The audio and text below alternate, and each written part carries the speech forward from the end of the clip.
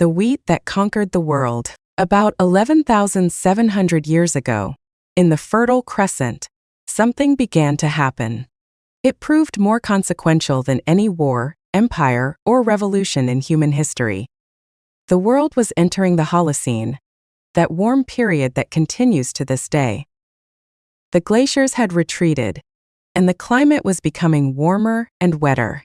In the grassy hillsides of Turkey, wild grasses began to be planted by human hands. From those tentative plantings would grow the entire agricultural revolution. It transformed our species from small bands of mobile hunter-gatherers. We moved from living the same way for eons to becoming settled villagers. We became city dwellers, and the builders of everything from pyramids to space stations. But here is the thing about this revolution. It may have been the worst thing ever. This is not some fringe view. It is a position argued by serious thinkers. From Marshall Sahlins and Karl Marx to novelists like Hermann Hesse, and even Yuval Noah Harari, whose book brought this argument to a mass audience. The evidence they cite is not hard to find because the skeletons do not lie. The skeletons do not lie. In 1987, a team of bioarchaeologists published a study of skeletal remains. They looked at the transition between hunter-gatherers and agricultural societies. The study compared the bones of late hunter-gatherers with those of early farmers. It covered a span of 2,000 years, enough time for the farming lifestyle to be established. The results were striking. The early farmers were shorter than the hunter-gatherers they had replaced. This is a consistent finding across many studies. The adoption of agriculture is associated with a reduction in average height of 5 to 10 centimeters. The early farmers' bones showed signs of nutritional deficiency, iron deficiency anemia, evidenced by parodic hyperostosis. Dental caries occurred at rates significantly higher than their hunter-gatherer ancestors. The women showed evidence of repeated childbirth at short intervals, a consequence of the carbohydrate-heavy diet of agricultural societies. This promotes earlier weaning and faster return to fertility, allowing shorter intervals between births and larger family sizes. The men showed evidence of increased physical stress, especially in the spine and knees, from years of repetitive agricultural labor. In short, the agricultural revolution made people sicker, shorter, and more likely to die young. The skeletons tell a story that is impossible to argue with. So why did we do it? Why did our ancestors choose a lifestyle that by almost every measurable metric of physical health was worse than what they already had? This is one of the most important questions in all of archaeology, and the answer is more complicated than it first appears. The agricultural revolution was not a choice in the way that we might choose a career or a place to live. It was a process, a slow, grinding, geographically uneven process that unfolded over thousands of years, driven not primarily by human rationality, but by a combination of population pressure, climate change, and the intrinsic logic of plant biology. At the end of the last ice age, approximately 12,000 years ago, the climate of the Fertile Crescent became warmer and crucially wetter. The monsoon patterns shifted, bringing increased rainfall to the Levant and the hill country of the Zagros. This was good for wild cereals like einkorn wheat, emmer wheat, and barley, which thrived in the new conditions and produced unprecedented bumper crops. Foraging bands found that they could supplement their food supply with these abundant wild grains. They began to spend more time in places where the grains grew. They began to process the grains more systematically, developing the grinding stones and sickles that archaeologists use as markers. They began to protect the grains from other animals, scaring away birds, weeding out competing plants, spending more and more of their time on a narrower range of foods. Archaeologists call this the broad spectrum revolution, a period where diets became more diverse, as people incorporated more food into their foraging. Small game, fish, shellfish, and newly abundant wild cereals. The people of the Fertile Crescent were arguably better fed than they had ever been. The surplus of wild grain was a bonanza, and then something important happened.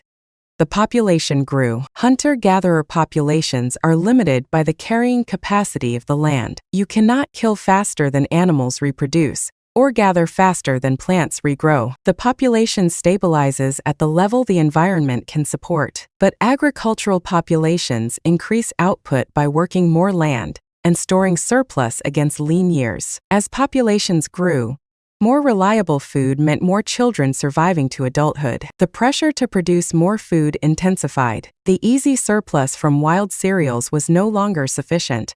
People began to plant seeds deliberately. In areas they had cleared of competing vegetation, they began to select unconsciously at first the seeds from the most productive plants, the ones with the biggest grains, the ones that held their seeds, the ones easiest to harvest. Over generations, this unconscious selection changed the plants into the domesticated cereals we know today. The heads became larger, the stems became shorter, the seeds became held in the head rather than scattered. This is excellent for farmers, but catastrophic for wild plants that need to scatter their seeds. This is the genius and the trap of agriculture. Once you start down the path of food production, you cannot easily get off it. Fields need to be tended, and crops need to be planted at specific times. Animals need to be fed, and the infrastructure demands constant maintenance. As the population grows, the infrastructure has to grow with it. The archaeologist James C. Scott argues that the adoption of agriculture was not a triumph. It was a system of state slavery,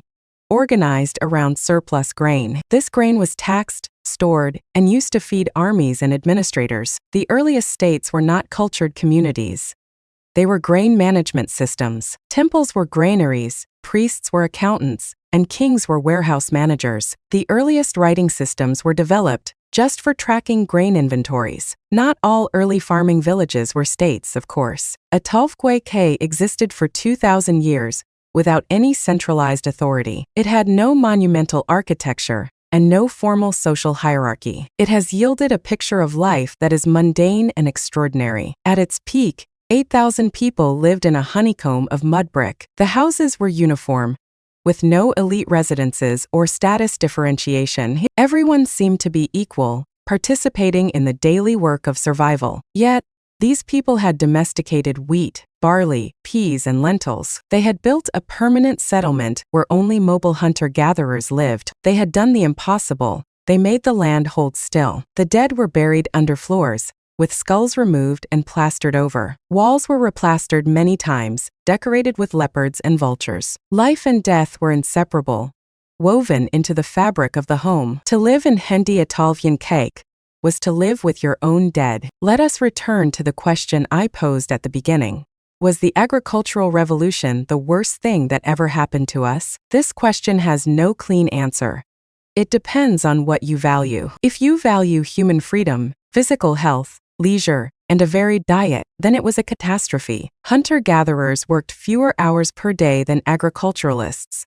Marshall Sahlins famously called them the original affluent society. They had more diverse diets compared to the few staples of farming. They were, by the skeletal evidence, taller and healthier. They were not subject to the backbreaking labor of farming. They avoided the infectious disease that came with dense human populations: tuberculosis, measles, influenza, and a dozen other diseases from livestock. But if you value complexity, art, technology, and the accumulated knowledge of civilization, if you value things built when people are settled and producing surplus, then the agricultural revolution was the necessary precondition for everything. No surplus means no specialists, no scribes, no priests or engineers. No surplus means no cities, no states, no writing or mathematics. All these things required a population large enough to support people who did not grow food. The truth is that we simply cannot have both. We cannot be healthy hunter-gatherers with the technology of the space age. The agricultural revolution created the superstructure of human civilization. The question is a product of the very thing it questions. The economist Alfred Marshall wrote, "There is no such thing as a free lunch." The agricultural revolution was the most expensive lunch in human history. The price was paid by the bodies and bones of the people who lived through it. Shorter, sicker, more stressed, and more worked. But the price was also paid by the social fabric of human life. It was paid in ways that are less easy to measure,